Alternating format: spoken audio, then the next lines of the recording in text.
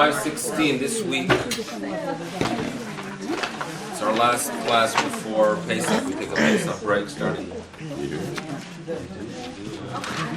you cooking? How do you answer that?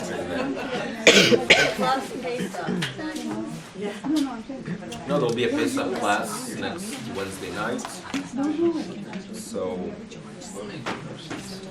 note in the bulletin. Page 516. This week we're going to be reading Parshas Vayakel and Parshas Pekuday. Parashat Vayakel Pekuday is where we actually have Moshe informing the people of Israel that they are going to be constructing this tabernacle. They collect the goods. They place several individuals in charge. And they actually bring their donations. A tremendous amount of gold and silver and precious items and precious stones are placed in front of Moshe. And on page 530, you can move forward to page 530, that's going to be our main focus today. We have the reckoning, where the numbers are going to be crunched, and we're going to have the complete listing of the goods, their weight, and that is what happens in Parshas Pekuday. Pekuday, Lifkot, to count, is actually the name of the Parsha. There seems to be a general theme that is taking place during this period of time. Now, if you look at it chronologically, the Jews leave Egypt on the 15th of Nisan. We call that year 1. They stand by Har Sinai 49 days later to quote-unquote receive the Torah, which is, of course, has to be analyzed what that means. It doesn't mean literally that Moshe Rabbeinu gives them a book. 40 days later, so this is only several months after the Exodus, they're worshiping the golden calf, the breaking of the Luchot, Yom Kippur, Kadosh Baruch Hu gives Moshe the second set. They begin the day after Yom Kippur the process of constructing the tabernacle. It is ready within a few months, and then day 1 of the tabernacle, day 1, the day that it is actually put together, is the 1st of Nisan, which is 1 year minus 15 days after the Exodus. Now, the last 7 days of the first Adar, okay, those are the 7 days that we call the Shivat Yemei HaMiluim, which are days when Moshe is in the process of training the Kohanim, and he plays a role of a Kohen, a very unique role, that during those 7 days leading to the 1st of Nisan, he is playing the role of a Kohen. He is training them by actually performing service with them, a very unique role. Day 8 of those 7 days, we call it Yom HaShmini, the Shmini of Miluim, the 8th day of Miluim, turns into day 1. Now that we have that, the Talmud notes that during those 7 days, Moshe has to wear a garment that is designated for service. So the Talmud wonders, what kind of garment does he wear? The Kohanim, we are given detailed descriptions about what their garments are made of and how they are supposed to be shaped and formed in the Kohen Gadol and his garments. What about Moshe for his temporary service? So the Talmud tells us that you should know that during those Shivat Yemei Miluim, 7 days of inauguration, he wore a chaluk lavan, so he wore some kind of coat. Chaluk in modern Hebrew is more like a robe. Call it a robe. But then they add, the color is not what we're going to focus on, but rather, she'ein lo imra, that does not have a hem. That does not have a hem. The Talmud feels that it is important to share with us this tradition that it was a garb without a hem. Why? So the commentators like Rashi explain that we don't want anyone to be suspicious of Moshe during that time when he is dealing with a lot of gold and silver, that he collected anything for himself. So if you have a hem, you can hide some good gold, precious stones. So to keep his reputation clean, he wore such a garb. So suddenly we become this paranoid nation that Moshe Rabbeinu, right, is like a politician from, I won't mention a specific political party during election season, that he's taking goodies for himself. Weird, but it seems to be the rabbis want to make that point. In this week's portion, he is given, he's presenting here a full reckoning of all the ins and outs and every single donation of gold, silver, and precious stones.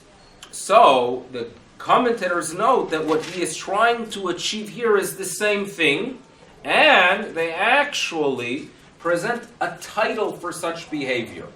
That when a person has an awareness not to just be clean in the eyes of the Almighty, but to be sure that people around him, Jews around him especially, don't have suspicions about his behavior, he is following the concept of vehi'item neki'im, that you shall be naki, clean in the eyes of Yisrael. Okay, so this is a behavior that seems to be that Moshe is aware during this period of time as they are constructing or finalizing the process of the construction. Now, where does this term come from? Vehitem nikiim, right? Me Yisrael, that you should be clean from Israel. Where does it come from? Obviously, it's a quote from a verse, and we are using it for this idea.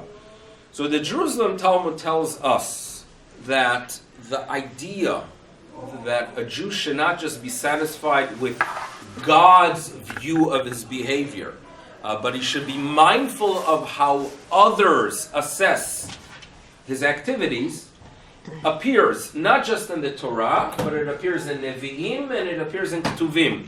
This is something that is done often in the Talmud, that when there is something that is important, the rabbis want to present it as that which has its source in the Torah itself, that which has its source in the Nevi'im and the Ketuvim. So now, the rabbis, wanting to prove it, turn to the Torah, and the Torah shares with us at the end of the book of Bamidbar, as the nation is planning their entry into Eretz Israel and be given their ancestral regions, ancestral land. So we find that 2 tribes and then 2.5 tribes ask to settle on the east bank of the Jordan River, Reuven, Gad, and eventually Menashe. So when they come to Moshe Rabbeinu, when he hears their request, gets very upset, and he shares with them the long history of the people of Israel and the challenges of the past, and the fact that you might be breaking the spirit of the warriors who are going to be conquering Eretz Israel. You have no right to sit back and others should fight for you. They respond, we never had the intention of not going to war to conquer the land. We will join. We will leave our families here. So they clarify their position, and Moshe Rabbeinu tells them, this is all good, but you should know that you better stick to what you are promising now. And as a result, Vehitem Neki'im, Hashem Yisrael, that you should go ahead and have a clean record in the eyes of the masses. So that's where it appears in the Torah. Fine? The Jerusalem Talmud continues. Where does it appear in Nevi'im, this concept of being sure that in the eyes of the masses you have a clean record? So it shares with us a story that occurred in the 22nd chapter of the book of Yehoshua. The 22nd chapter of Yehoshua talks about these tribes as they are the tribes of Reuven, Gad, and Menashe. After fulfilling their mission, after fulfilling their promise, are making their way back to the east side of the Jordan River. And what they build on the bank of the Jordan River is an altar. They build an altar. When the nation in Eretz Yisrael hears that they are building their own altar, they panic. And they are concerned that they are beginning the process of breaking away by establishing an independent location for spiritual service. So they plan to go to war to prevent it.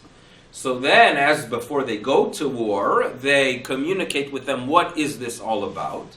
And the tribes of Reuven, Gad, and Menashe clarify that they had absolutely no intention to use it for actual service, but rather it is there as a prototype, as a symbol to remind them of their link to the tabernacle which was established at that time in the Gilgal. And what they said was that they are concerned that due to the fact that the Jordan River separates them geographically from the rest of the Israelites, perhaps one day, state these tribes, Reuven, Gad, and Menashe, perhaps one day the descendants of those who are on the west side will claim that Gilgal, tabernacle, belongs only to us. You are separate. So we built this altar here as a reminder that we are linked to you, and we can teach our children that we are linked to you, that never in the future will our presence, separated geographically, our presence should never be viewed as an actual separation from Klal Yisrael and from their central location of service. So therefore, when they make their declaration, they said that God should know that we have absolutely no intention to separate ourselves. The Yisrael hu yedai, and that Klal Yisrael should know. Meaning, we are making this statement now, and we are very clear about our intentions. We want God to know, and we want Israel to know. Comes the Jerusalem Talmud and notes from that verse that we see again that we must have an awareness, not just to behave proper in the eyes of God, but rather we must have an awareness that what we do should seem and appear to be kosher in the eyes of others as well. Fine?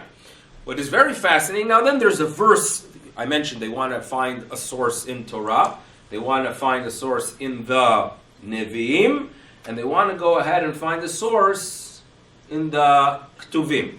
From the Ktuvim, they find a pasuk in Mishlei, Umatzah chen be'inei Hashem ve'adam, that a person should has to find favor in the eyes of God and man. Fine, a very nice verse there. But what is fascinating is that both the verse in the Torah and also the verse in the Nevi'im relate specifically to what issue, to the tension that exists with the tribes of Gad, Reuven, and half of Menashe. And it cannot be a coincidence. It's fascinating. The Torah, there are so many things that are discussed, especially in the Nevi'im, right? Think of the book of Yeshua, Shoftim, Lachim, Shmuel, and that's where the rabbis bring out this point. Why specifically there? So those are the questions we are dealing with. Number one, this significant concern here with Moshe's behavior, and that rumors should not start that he has his personal slush fund to pay for concerts and first-class tickets from public funds. And number two, why do we talk so much about this Bnei Gad and Bnei Reuven? Why are they the ones, and why are the narratives about their settling become this symbol for this awareness? That's what we're going to try to discuss. Now, the centrality of the tabernacle in our Jewish identity is very, very clear. Right? We are a religion where we center around these locations. The temple in Jerusalem was the essence, was the core, was the heart of their practicing of religion. One would imagine that when you establish a central location of worship, you are declaring, recommending, or perhaps believing in setting aside the individual nature of the masses, individualism, and focusing on centrality, right? But of course it is the opposite. In other words, when in Judaism we talk about having a central location of worship, right, and it is indeed to strengthen and solidify unity, in no way is it there to take away the individualism, to take away my personal nature and my way of thinking and my attitude toward Judaism, but rather it gives me an opportunity to figure out more and more who I am. In other words, there's something very unique. The Jews, as they are settled around Har Sinai, right, we have no record of separating tribes. Or as they are traveling to Har Sinai, let's say. They are traveling, we don't have precise details, Midrashim throw in the Dan or at the end, but there is no requirement, there are no guidelines, there are no maps presented to them that they should travel in a specific formation. When are they suddenly told that, you know what, I want a specific formation. I want this tribe next to that one and the other tribe over there. Where does that appear? That only appears after the construction of the tabernacle. And it seems to be that what we are being told is as follows. Individualism could be very, very dangerous, understanding that I think my own way. I was affected by many things in my childhood. I'm affected by things even in my adulthood. Correct? I have a very specific personality. Due to the fact that I lived in very different countries, I see things differently. So now, the question is, what do I do with all that? Do I say, don't allow that to establish in any way, shape, or form your way of thinking, because you're a Torah Jew. Only think the way the Torah does. So therefore, even though we are so different with our backgrounds, it is only Torah. That's approach number one. Approach number two is no, not at all. You develop in your own way. You make your contribution based on your own personality. But you must have something central to be sure that you don't float away with your individualism. Okay? And that is, of course, what we are being told, that individualism is extremely important. And Judaism recommends that you assess your identity on your own. Right? And of course, there's no question that if you are a descendant of a specific tribe, there are traits that you carry. We cannot focus and we cannot allow you to emphasize too much in your individual way of thinking before we have something central that holds you back. So the construction of the tabernacle, when suddenly we have a central location where we all meet, where we all go, where we all praise towards, that allows us actually to develop on our own. That's what happens in Judaism, right? If you think about the fact that in Israel we are given regions, right? In other words, if you are a descendant of the tribe of Naphtali, you are somewhere not far from the Kinneret that you are settled. If you are a descendant from the tribe of Yehuda, you're in Arei Yehuda, right? Binyamin in the region of Binyamin. It must not be just a random handing of land to a tribe. It must be based on their personality, right? And therefore, when eventually we are exiled, and even though we return during the Second Temple period, we view the return of the Second Temple to be a weaker return, not a complete return, due to the fact that we are not in our ancestral land. For example, the laws of the Jubilee. So we are told that the laws of the Yovel only apply when the majority of Jews are in Israel. And in addition, descendants of a specific tribe are settled in their ancestral land. Why is that so important? It seems to be that your personality will develop in a region that matches your nature. And when Reuven and Gad ask for a specific region, obviously they need to be in an open area, they need to be at the frontier. And it is obvious that if you are a descendant of the tribe of Yehuda, there is something about the mountains of Yehuda that talk to your soul. And then you have those who have to be there by the beach. They have to be seeing, many of us may be descendants, we have to be by the coast. If we're not by the coast, right? And if our condominium is not looking into the water, it's not worth anything, right? The price of condominiums that if they're facing away from the water, right? It's a third of the price of the ones that are facing the water. There is human nature there. Everybody needs something else. There are those that would love the Golan, right? And there are those that actually fell in love with Beersheba, right? A few of them. So the idea is that it seems to be that regions do allow a person to develop. So when they settle in Eretz Yisrael and they have their own areas, their own lands, what's taking place is that they are developing as individuals. Of course, you need to have a central location. You have to have Shalosh Regalim, where they come to Jerusalem and know who they are, and remember that they are part of a greater nation, and it is not that their tribe is their whole nation, but rather they are connected to another 11 tribes, but nevertheless there is significance there. So that's what Judaism teaches. Understand, you are different than the other person. And you find your way of serving God, your avodas Hashem must be based on you figuring out who you are. Now, with that information, we could have a little bit of an understanding why suddenly here, as they are constructing or finalizing the construction of the tabernacle, why here is there this concern about vehitem nekiim? Correct?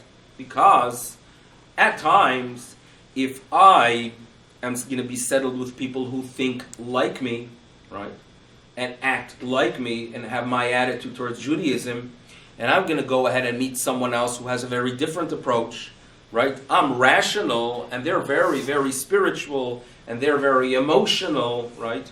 And they, are not, when you hand me a text that appears later in Jewish history, I'm going to go ahead and be questioning it, while others will meditate and think about it and not bother at all to ask when it appears. Different approaches to Judaism. What is important to remember at this point, as it is the beginning of the process of separating ourselves from the other, it is important to be mindful of the fact that never allow your Judaism to be just between you and God. You have to be mindful of Yisrael as well. Never should you allow this understanding that because I now could develop as an individual and I could connect to the Almighty with my own way of thinking and with my own attitude, never ever allow that to push aside other Jewish people and believe that they are insignificant. They don't think like me. They don't dress like me. Right? They don't talk like me. So therefore, they're not really, I don't have to be concerned about the fact that when I go ahead and do A, B, C, others will view it as crazy. Who cares what they think? It is between me and God. Correct? That is a very problematic development of Judaism, and it will occur as soon as you start this process of separation. When you strengthen individualism, which is so important, unfortunately, the results quite often are going to be that you will not care one iota about what others think. I have my avodas Hashem, so therefore specifically, at this period, what's occurring in this week's Parsha? What's occurring in the Shivat Yimei HaMiluim? Individualism is beginning its journey and it's starting to make its contribution to the core of Judaism. You have to be mindful of what the other Israel thinks. Moshe Rabbeinu, no hems, right? And this is something that plays part in Judaism. Be mindful of the fact what others will think. Moshe Rabbeinu, you're dealing with a lot of gold and silver. Be sure to have a good accountant there who adds the numbers and puts it on the web that no one can ask any questions, correct? And especially as the tribes of Gad and Reuven, these are tribes that are beginning their process of settling, right? And they're going to be settling with a river separating themselves from Klal Yisrael. The danger of them developing on their own, them developing spiritually and connecting to God, and ignoring Israel is very, very strong. And therefore the Talmud makes it very clear that for those who are developing with their land, which strengthens identity more than anything else, they are the ones that need that warning of Veitem Nekiim, that you should go ahead and be sure that Israel, that everyone in the eyes of others, your behavior should be kosher as well. So this is a concept how we can understand what is taking place here. As well, that when a person, Judaism has always had this struggle, right, of how do we assess? How do we assess the laws of the Torah? Do we use logic, or do we just state that it was desire of God? The Rambam in the Guide of the Perplexed deals with this question. You see so many mitzvot, right? There's so many mitzvot. And we ask ourselves, is there some kind of thinking? Is there chokhmah in it? Chokhmah, or is it ratzon Hashem? So these are two schools that exist, Rambam tells us. One is that there is actually wisdom. We cannot expect to have complete awareness of the wisdom of God, but we use whatever little bit is given to us to try to figure out to the best of our ability what wisdom exists in the mitzvot. Now the Rambam tells us that when it comes to nature, there are two schools as well. There are those that say that everything in nature, there must be wisdom to it. And then there are those who argue, as the Rambam says, that it was just the desire of God that it should be so. So therefore there could be creatures that just God had a desire to go ahead and make a specific type of monkey or a specific type of colorful bird. Rambam says that's absurd.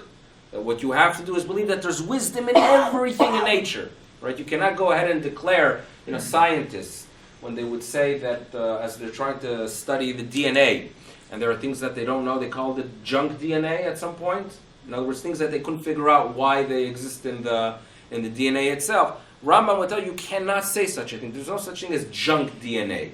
If it exists in nature, there must be wisdom there. Sometimes we have to develop humility and declare, I don't fully understand it. Doctors have to be humble. Rabbis have to be humble. And therefore the Rambam takes the school that there's chokhmah, right? There's complete chokhmah in nature, that there's wisdom in nature. Now, by taking that approach, that there's wisdom in Torah, what takes place is that I have to start thinking as a rational being. In other words, once I go ahead and enter into my study of Torah with an understanding that there's wisdom in everything, I start thinking.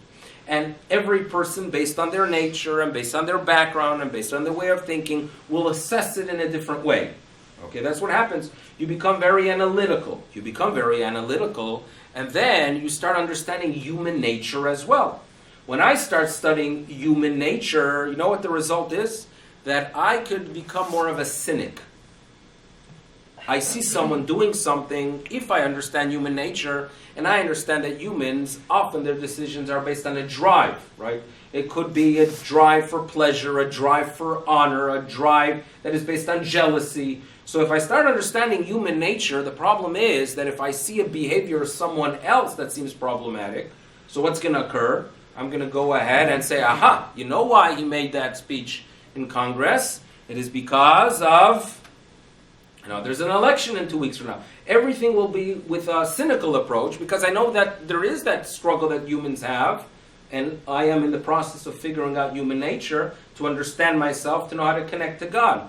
Therefore, at this point, when we are developing, and we are going in that direction, the warning is given, Vehitem, that you should go ahead and you should be clean in the eyes of God and in the eyes of Israel. So that's an explanation that's given regarding this thing specifically.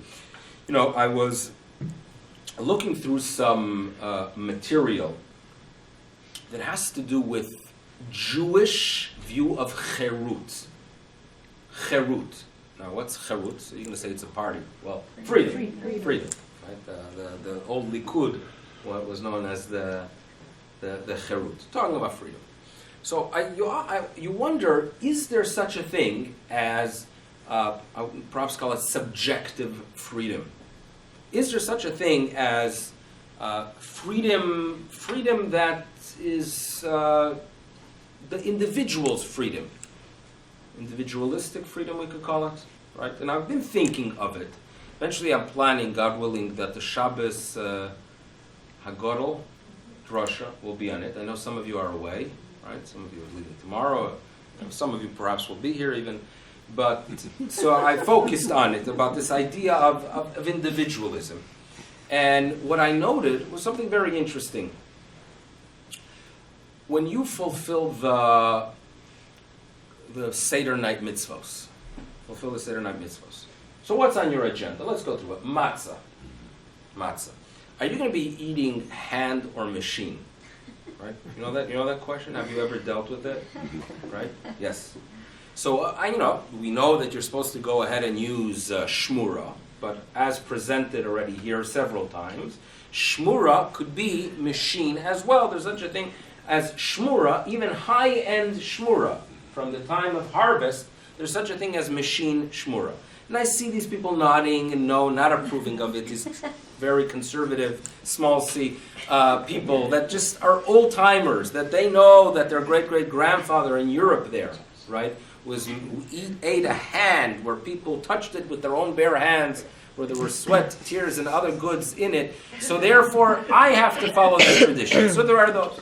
But then we have a class, you could see it, it's on, thank you, Josh, you could watch it on YouTube, a whole class that addresses this question of machine versus shmura, the controversies, the benefit of machine shmura. Okay, so that's the... Is anyone going to tell me that they're going to make their decision based on just personal desire, meaning what tastes better for them? Perhaps, but no one would. I would not say that it's halachically recommended to make your decision based on taste. Maror, some of you have the tradition of using the old traditional chrein, the horseradish. Everybody see it now, the traditional school again. And then there are those of us who go ahead and use the romaine. Use the romaine. In Talmudic times, what do you think they used? So the Talmud actually gives us a list of 5 bitter herbs that could be used. And the Talmud notes that number 1 on the list is considered the most ideal. If you don't have number 1, you could rely on number 2, number 3. Number 1 on the list is actually romaine. Rashi says lechuga. Rashi actually spells it out that it's romaine lettuce. So romaine is what the people used in the past. Of course, that as we travel into Europe, and they did not have it available during the winter, but root vegetables were available, so they went to the 3rd on the list, which is the chrein. The chrein, which so many of you use, and that's what is used. So it is not based on desire, it is based, I would say, on tradition. Okay, you know the tradition of eating the egg? Any of you have the tradition of eating the egg on the Seder? Yeah.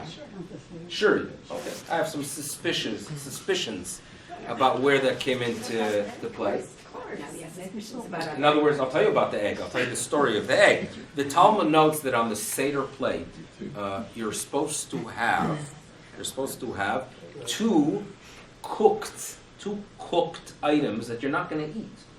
Why place 2 cooked or perhaps roasted items on your Seder plate if you're not going to eat it anyway? Because they are to commemorate the 2 korbanot, the 2 sacrifices that we don't have for the Seder night. What are those 2 sacrifices? Number 1, the Korban Pesach, and number 2, what was known as the Chagigat Yudalet. That when they would eat the Korban Pesach, many people would not get a portion that would satisfy their appetite. So they would eat beforehand some meat from a festive sacrifice known as a Chagigah. For dessert, in other words, to fill them up, they would eat the Korban Pesach. So to commemorate it, you put 2 cooked items. It doesn't have to be meat, 2 cooked items. At some point, we started placing an egg as one of the 2 cooked items. Cooked, they're roasted. There's a whole question of what the tradition is to first cook it, then roast it, fine. And then at some point we started even eating eggs during... Now, where and why did that start? I would say start in the 13th, 14th century of the eating eggs. So I have some suspicions, but I'm not going to share with them at this point, especially not when the film is running. So now, again, it doesn't have to do with your own personal desire that establishes if you're going to be eating it or not eating it. And by the way, there could be an halachic problem of overeating on the Seder night.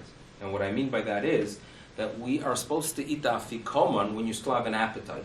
When you are still a little bit hungry, if you are stuffed at the end of the Seder, and you have to eat that matzah, it's just how on earth am I going to get that in? There's a little bit of a problem there. That's not called eating in Jewish law. Eating in Jewish law means that you actually have a desire. So if you go ahead and sit down with the Seder, and after eating the matzah, the moror, the charoses, the hillel sandwich, the egg, the soup, the chicken, and the the potato starch cake dessert, and then you expect to go ahead and eat the matzah, there's a problem. So therefore it's recommended to cut out a few things. And again, it's not just for your health, which is a different question, but rather it has to do with eating the afikomen. So again, these are many, many items that make their appearance. Now there is one area where the Rambam tells us that which you're going to be consuming during the Seder must be based on your desire, and that is wine. And what do I mean by that? There are different types of wines. Diluted wine, non-diluted wine, 5% alcohol, what my kids call, the soda bar tanura wine, which is more like a champagne, or you could get yourself 12-13%. There's red wine, there's white wine, right? Cooked wine, not cooked wine, sweet wine, the old Jewish Manischewitz wine, spiced wine. So which one do you use? So there are those that will give you these lists of requirements, but what the Rambam seems to indicate is that it has to be with what you enjoy. And you do not fulfill the obligation of cherut. The Rambam based on a statement in the Talmud, where the Talmud talks about a question, what happens if a person drinks wine for the Seder night, and the wine was chai? Chai. What on earth does it mean that the wine was chai? So, in those days, in those regions, they would mix their wine, they would dilute it. That 3/4 of the mixture would be water and 1/4 was wine. That was the way they drank wine in that. I think someone noted that it was either a Roman practice or a Persian practice, but nevertheless, this was considered enjoyable for the palate. What if someone goes ahead and decides, you know what, I'm not going to do it the way people enjoy, I'm just going to drink the wine as is. So the Talmud tells us, listen, you drank wine, you can make a bar priya gafen, you have fulfilled the 4 cups, but you have not fulfilled the mitzvah of cherut. You have not fulfilled the mitzvah of cherut. What does that mean? So it seems to be that what we are being told is that when it comes to the wine, and we are celebrating freedom, it is not enough to just go ahead and say, I am free and now I'm going to do what everyone else does. Freedom, the essence and the core of freedom, is to figure out what you are about, what your talents are, what contributions you could make, and then you go ahead and use your tools for the sake of Judaism. Freedom in Judaism is to figure out what you enjoy. Now, if the cups of wine are there to celebrate cherut, your freedom, I'm no longer a slave. A slave doesn't think for themselves. A slave makes no decisions at all. The slave is always doing what others want. Now you have the opportunity to do what you want. Don't think that we become Avdei Hashem and that means that you set aside what you are about. No, your personality and what you are about should be used as a tool to be an Oved Hashem. Wine, which is a symbol of that cherut, must be fulfilled with you knowing what you like and get yourself the wine you like. That's what you are commanded. Something very unique about the wine. There's not a recommended wine, there's the one. Find out. This is what the halacha is. Find out the one you enjoy. And I read up about great Torah scholars that they would spend time before Pesach, I don't think hours, doing wine tasting, but they would go ahead and find the perfect blend and the nice mix, the perfect mixture. So that's the question. People ask, can I fulfill it with grape juice? Correct? If you are someone who enjoys wine, you do not fulfill it with grape juice. In other words, if I can achieve I who enjoy wine, I cannot fulfill it with grape juice because yes, it is a bora priya gafen, but there is absolutely no cherut for me with the grape juice. There is absolutely no cherut for me if someone's going to hand me a Manischewitz sweet wine, right, or even a semi-sweet, right? If someone hands me it for Pesach, that is not going to achieve a cherut. It has to be what you enjoy, and that is finding out what you are about, finding out who you are, make your contribution based on that. And this is the Judaism that is being introduced once we have that central location. We have the central location with the Mishkan, we have the central location in Israel and everyone in their land, developing and finding out what their identity is. It's a big problem in schools where you don't give the student that opportunity, right? When there's a curriculum that basically is the same for everyone, right? So it creates a very significant problem. There was a posek. There's a posek in Chicago. His name is Rabbi Shmuel First. Rabbi Shmuel First for many years, and I call him, Rabbi First, of course. So Rabbi First is a posek I always enjoyed calling, because there was no gray area by him. Sometimes you call a person and say, well, it depends. He would give me a yes, was a very forceful yes. And like, for example, it was known in the yeshiva that if you would go to him and he would say that something is kosher, and the person would start questioning, well, however, because these are people that prefer getting the stringency. However, what if he would become very firm and say, you are obligated to listen to me and it's permissible and goodbye, nothing to discuss. That's right. So there was always there was clarity with everything he did. Remember the story that there was in the early 90s, there were some Iranian Jews that were in jail, and they found out that Jesse Jackson, who has connection to more left-leaning world leaders, happened to be at that time in Chicago on the South Side. So Rabbi First found out on Shabbos, and someone said, I have an in with Jesse Jackson on Shabbos. Okay, next thing you know, he calls a taxi, and he hops into a taxi. In other words, made a decision, if it's going to help save the Jews that are in Iran, right? In other words, there was no anyone else. I would expect them to spend 2 hours by the books or figuring it out. So he was a very, very well-known posuk. So they say that the way he developed, in other words, he's a great scholar, and in the yeshiva, when people would be studying or that the curriculum would be that you should be studying a specific tractate, he never gave in to that. He said, today I'm in a mood of learning this. So he would sit up, put himself in the library for 18 hours straight, study whatever he's interested in, and he felt that you develop if you understand what you want to learn, right, and understand what talks to you, and halacha was always what was interesting for him. That's how he developed, and that's what Judaism is about. Understand who you are, figure out your tools, figure out how you can make a contribution, but always remember that there's something central that brings us together, and that is what we are about. Be mindful of the fact that there are others. Ve'item neki'im. Our jobs as Jews is to relate to God, to think about God, talk to Him, follow His commands, but never allow individualism to ignore the fact that there are others with different approaches. Yes? So if you're invited to somebody's Seder, yes. you have to bring your own wine so that you're guaranteed that you'll enjoy it?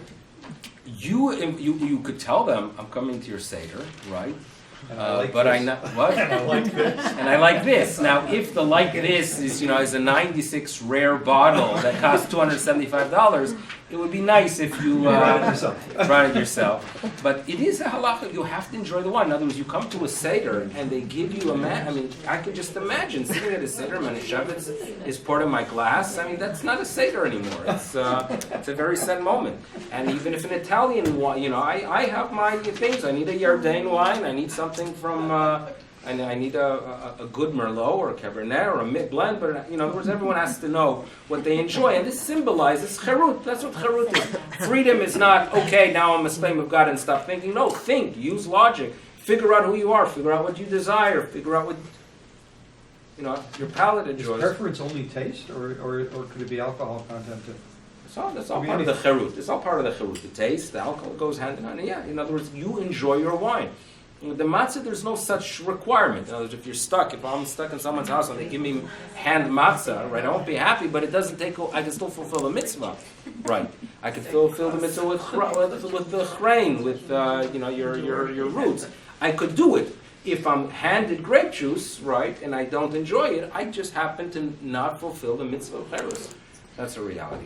Thank you very much, and we'll see you after Pesach, B'ezrat Hashem. There will still be classes Wednesday night. Next Wednesday night there's a Pesach class. Next Wednesday night, the 18th, and then the Shabbos HaGadol. And I wish a Tzeischam Shalom to the Rosenfields who are leaving tomorrow, Mazel Tov. And I wish a Tzeischam Shalom to the Wolves who are leaving in 2 weeks. Next Wednesday. And I wish Tzeischam Shalom to all the other ones who are probably. Thank you for coming.